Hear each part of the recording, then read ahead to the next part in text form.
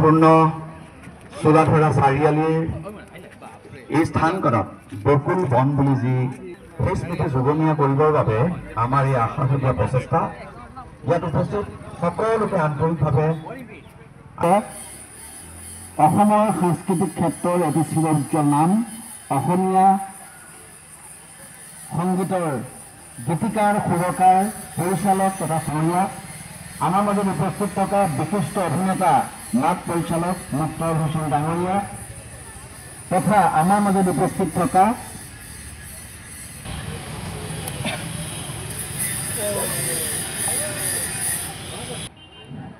আৰু আমাৰ মাজত উপস্থিত আছে অসমীয়া সাহিত্যৰ কাণ্ডাৰী সকলো শ্ৰদ্ধাৰ বকুল বনৰ কবি আনন্দ চন্দ্ৰ সক্ষম হোৱা ৰেপ্লিকা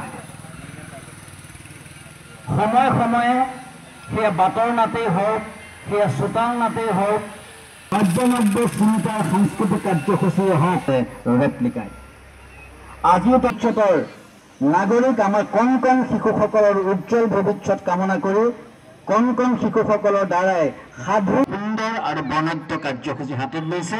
ইতিমধ্যে সাংস্কৃতিক ৰাজধানী যোৰহাটৰ বিভিন্ন প্ৰান্তৰ বহুতো কণমানি আমাৰ দেশৰ ভৱিষ্যত আমাৰ ইয়াত আহি উপস্থিত হৈছেহি। এইটো আমাৰ বাবে এটা ভাল খবৰ। গতিকে মই অনুষ্ঠানৰ আৰম্ভণিতে প্ৰত্যেকগৰাকী আজি অনুষ্ঠানত অংশগ্ৰহণ কৰিবলৈ অহা প্ৰত্যেকগৰাকী প্ৰতিযোগীলৈ আপোনালোকৰ পৰা আন্তৰিক শুভেচ্ছা জনাই এজাৰি শুভেচ্ছামূলক হাত চাপিব বিচাৰিছোঁ। পৰিচয় যাক নতুনকৈ পৰিচয় কৰি দিয়াৰ প্ৰয়োজন নাই। যিগৰাকীয়ে সদায় নেপথ্যত থাকি 1997 চনৰ পৰা তেতিয়াৰ পৰা এতিয়ালৈকে নিৰবিচ্ছিন্নভাৱে বিভিন্ন সময়ত বাটৰ নাটেই হওক চোতাল নাটেই হওক বা প্ৰচনীয় মঞ্চ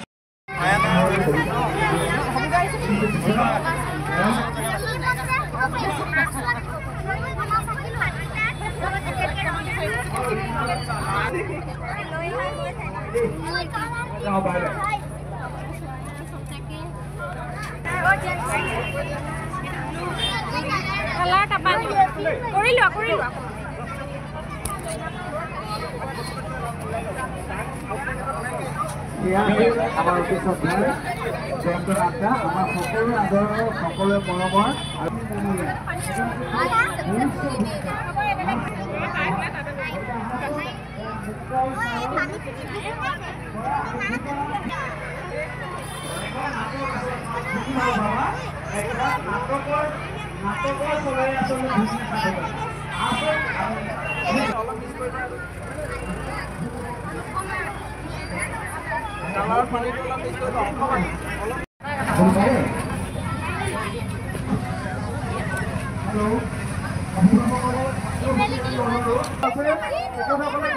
গতিকে আপোনালোকে নিজৰ ল'ৰা ছোৱালীক ব্যস্ত নহ'ব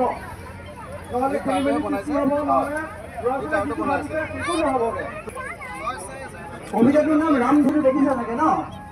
আৰু ৰামধেনুত 7টা ৰং থাকে।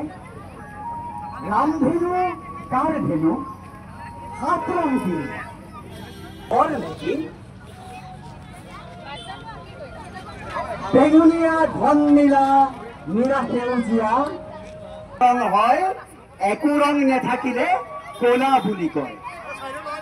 পানীৰ কণিকাবোৰে মেঘৰ আঁৰত প্ৰতিসৰণেৰে ভাঙি বগা পোহৰত হাতোৰাণী ৰামধেনু জিলিকাই তোলে বাৰিষাৰ আকাশত মোহন ৰূপেৰে। হাতোটা ঘূৰাই টানে সূৰুজৰ ৰথ হাতোটা ঘূৰাই টানে সূৰুজৰ ৰথ হাতীপতি দেখি হেৰুৱালে গতিপথ। ৰামধেনু মোৰ ধেনু 7 ৰং তই। ধন্যবাদ। তোমালোকে সুন্দৰ সুন্দৰ ছবি তোমালোকৰ সুধা চন্দন ঠাকুৰে আবৃত্তি কৰা আৰু ধুনীয়া ধুনীয়া চিত্ৰ আঁকি থকা আমাৰ ৰাস্তাটো আমি একদম সুন্দৰ এটা কালাৰফুল ৰাস্তা হিচাপে যাতে কিছু সময় পাছত আমাৰ দেখা পাওঁ। খুব সুন্দৰকৈ তোমালোকে মনোযোগেৰে ছবি এটা কি কৰিবলৈ তোমালোকৰ চিত্ৰত আৰু দুটামান তোমালোকক আমি সাধু শুনাব জানানে? এইবাৰ আমি মাতিম আমাৰ অতি মৰমৰ তোমালোকে ধুনীয়াকৈ আঁকিছে, দেখিব ভাল লাগিছে। ওচৰতে থকা মা দেউতাহঁতৰ যাতে অলপ ৰং সানিবা। আমি এতিয়া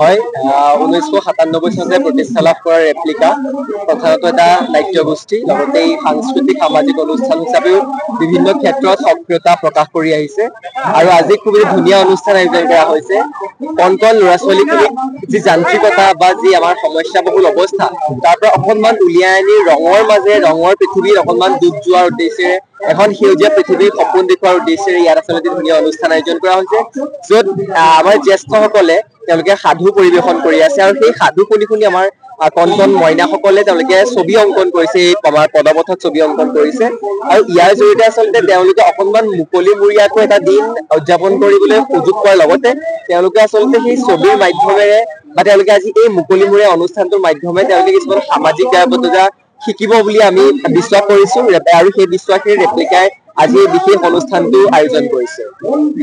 নমস্কাৰ, মই ৰূপজ্যোতি মহন্ত ৰেপ্লিকাৰ পৰা আচলতে সকলোকে বৰ গৌৰৱেৰে জনাইছো যে আজি যোৰহাটৰ আমি বকুল বনত আমি এটা ৰং তুলিকাৰ এক কাৰ্যসূচী লৈছিলো যিটো নেকি সাধু শুনি ছবি আকৌ আহা বুলি অনুষ্ঠানটো।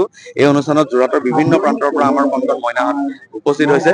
তেওঁলোকে সাধু শুনিব আৰু সাধু শুনি তেওঁলোকে সেই সাধুৰ ওপৰত মনত যি ভাৱ উদয় হ'ব এয়া তেওঁলোকে ছবিৰ আকাৰেৰে প্ৰকাশ কৰিব।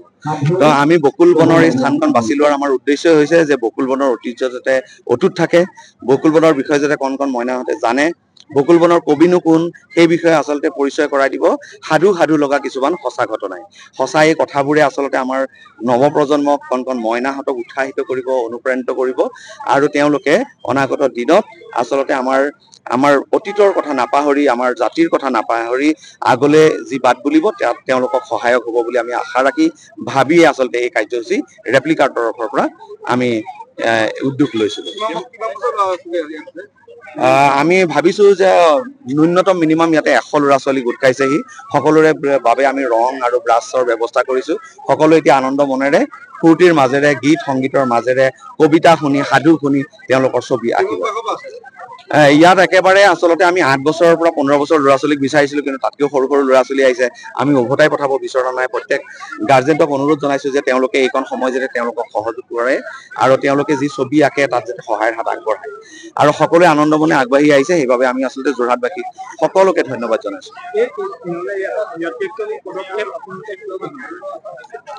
আচলতে আমি সততে শুনি থকা কিছুমান খবৰে আমাক বৰ জুৰুলা কৰি আহিছে। যোৰহাটৰ বিভিন্ন প্ৰান্তত বৰ অনাকাংক্ষিত কিছুমান ঘটনা ঘটিবলৈ লৈছে। এই ৰাজপথতো বিভিন্ন ধৰণৰ এক্সিডেণ্টৰ পৰা আৰম্ভ কৰি বিভিন্ন ধৰণৰ বাতৰি আচলতে সততে ওলাই থাকে। এই বাতৰিবিলাক যাতে মানে ভাল বাতৰিলৈ পৰিৱৰ্তন হয় তাৰ বাবে আচলতে আজি আমাৰ এই আয়োজন। গৰমৰ বন্ধত কণ কণ মইনাহঁতে ওলাই আহি মুকলি আকাশৰ তলতে ছবি আঁকিছে আৰু ইয়াতকে আৰু আনন্দৰ কথা কি হ'ব পাৰে।